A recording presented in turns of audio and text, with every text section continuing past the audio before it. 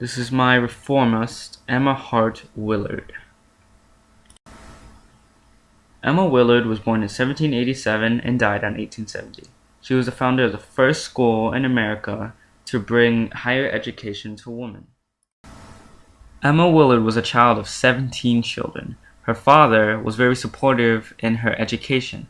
The only problem with this was the education system, which didn't allow her to go very far in it. She was born in Berlin, Connecticut, and died in Troy, New York. Interestingly enough, Troy, New York is where her own school was located at, and the school was called Troy Female Seminary. Now, before Emma's little school, she used to take charge or teach at a female academy back in Middlebury. This is where she married Dr. John Willard, the town's physician. Through these teachings, she had great success and was prompted to propose a plan for improving female education. It was the creation of a pamphlet. Now, this pamphlet helped her achieve a lot of her goals and to convince a lot of men that women had as much educational capacity or intellectual capacity as men did back in the day. And surprisingly enough, Emma Willard was able to convince three prominent men in the U.S., President Monroe, Thomas Jefferson, and John Adams, who all approved of what Emma Willard was doing for the education of women.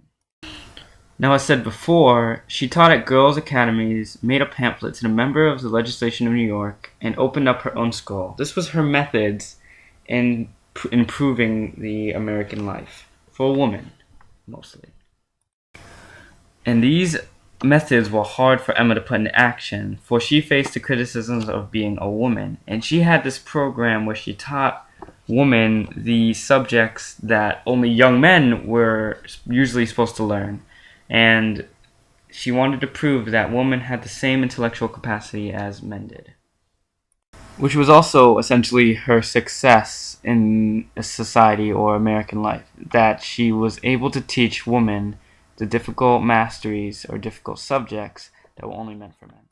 Now, through these teachings that she gave to women at her program/schools, she was inspired by great success, and she made this pamphlet, an address to the public, particularly to the members of the legislature of New York, proposing a plan for improving female education. Now, she had this impractical goal, which was trying to get women to have the same education as men did.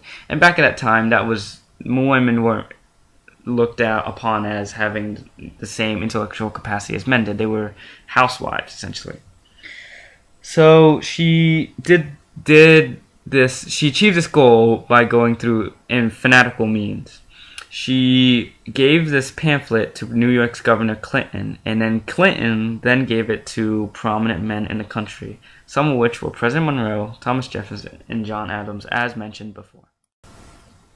Now, to wrap things up, Emma Willard's lasting impact was being able to make an all-woman school where they had the same educational rigor as men did.